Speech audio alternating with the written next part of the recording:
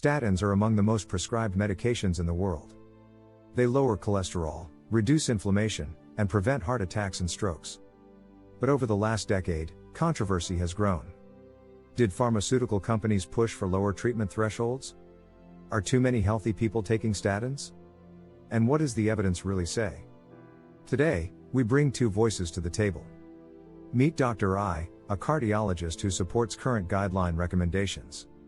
And Dr. Me, a physician who believes statins are overprescribed, is driven partly by industry influence. Let the debate begin. Dr. I, statins are one of the most effective and well-studied classes of medications in cardiology. Across dozens of large trials and hundreds of thousands of patients, they show consistent reductions in heart attacks, strokes, and cardiovascular deaths. Whether or not industry funded the trials, the hard outcomes, less heart disease, remain real. Dr. Me, no one disputes that statins work in people who already have heart disease. The problem is pushing them into low-risk, healthy populations where the benefits are minimal. These decisions didn't happen organically. The pharmaceutical industry funded the trials, supported many of the investigators, and influenced guideline committees. The result? Lower and lower thresholds, and millions more people taking medication for minimal benefit. Round 1, do statins work? Let's start with the basics. Do statins actually reduce cardiovascular events? Dr. I, absolutely. Multiple meta-analysis, including independent ones, show that for every 1 millimole per liter drop in LDL cholesterol, major cardiovascular events drop by 20 to 25%. That's consistent across genders, ages, and baseline cholesterol levels. Statins clearly prevent disease. Dr. Me, but you're quoting relative risk reductions. In low-risk patients, the absolute risk and benefit is tiny. Sometimes, one non-fatal heart attack is prevented for every 100 to 200 people treated for 10 years. That's not nothing, but it isn't exactly life-changing for most. If we're going to medicate healthy people for decades, we need much stronger justification. Round 2, industry influence. What about the argument that pharma paid for most of the major trials? Dr. Me, it's not an argument, it's a fact. Nearly every landmark statin trial in primary prevention was industry-funded. Jupiter, Hope 3, UF-CAPS or TEX-CAPS. Jupiter was stopped early, investigators had financial relationships with the sponsor, and the trial design was designed to show benefit selectively. Then those trials fed directly into guidelines that lowered treatment thresholds.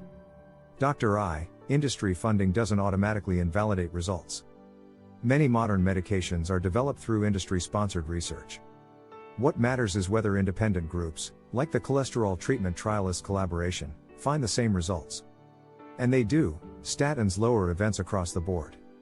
Dr. Me, the CTT has been criticized for refusing to release patient-level data. Transparency matters. When trial data is locked away and selected insiders do analysis, trust erodes.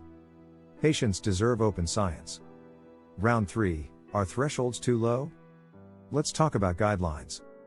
The 2013 American College of Cardiology or ACC and the American Heart Association or AHA guidelines expanded statin eligibility dramatically. Were these thresholds too low? Dr. Me, absolutely. Overnight, 1/3 of American adults became eligible. A 7.5 to 10% 10-year risk threshold sounds precise, but it's not. The risk calculators overestimate risk in many populations. And benefit-harm modeling studies show that the net benefit of statins often appears only at higher risk levels, sometimes at 10-year risk levels of 15 to 20%. That's double the threshold set by the guidelines. Dr. I, guidelines emphasize shared decision-making rather than automatic prescribing. The 7.5% risk level is a conversation starter, not a mandate. And remember, cardiovascular disease is the leading killer. Preventing even a modest number of events is worthwhile. Dr. Me, but conversation starter is not how it's used in practice. In reality, patients get started on statins automatically once their risk hits the guideline threshold. That's medicalizing normal aging. Round 4, side effects and overdiagnosis. Side effects are another area of disagreement. How common are they? Dr. I, in blinded randomized trials, the excess rate of muscle symptoms is small, only a few more cases per thousand compared with placebo. Many reported symptoms arise from the nocebo effect, not the drug itself. Rhabdomyolysis or severe muscle damage is very rare at 1 to 3 per 100,000. Dr. Me, but in real-world practice, 10 to 20% of people report muscle pain. They may not report that to their doctors, who in turn do not have time or incentive to report to regulatory bodies. Some people stop exercising, leading to other health problems. Some lose functional independence, causing anxiety and depression. Older adults experience muscle weakness that increases fall risk. Dismissing these as nocebo is disrespectful to patients' lived experience. Dr. I'm not dismissing anything. But we also need to weigh patient-reported symptoms against the very real benefits of preventing heart attacks and strokes. Round 5. What does the public need to know? So what's the right message for patients? Should they trust statins or be skeptical?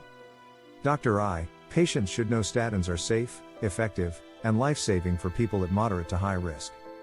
They reduce events in people over 75, in diabetics, and in anyone with high LDL. Side effects are usually manageable. These drugs save lives. Dr. Me, patients should also know that the push to expand statin use into low-risk populations was influenced by industry-funded trials and guideline committees with conflicts of interest. Statins help, but not everyone needs one. People deserve clear information about the absolute benefits and harms so they can decide whether long-term medication aligns with their values. Here are the debaters' closing statements. Dr. Statins are one of the best studied therapies in medicine. They have prevented millions of cardiovascular events. With proper monitoring and shared decision-making, they remain a cornerstone of preventive care. Dr. Me, statins are effective for many, but not for everyone.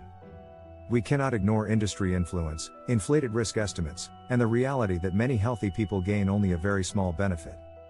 Prevention should start with lifestyle changes, such as nutrition and exercises, and not pushing pills. Final words for this debate. The truth, as always, lies between extremes. Statins save lives in high-risk individuals. Yet for those at low risk, the benefits are smaller, and the decision becomes more personal. Understanding who truly needs a statin and who may not is essential to good medicine. Look at the person and not only at laboratory results. Thank you for joining this debate. If you'd like a deeper look at side effects, guidelines, or conflicts of interest, check the links below and explore more videos on heart health and prevention.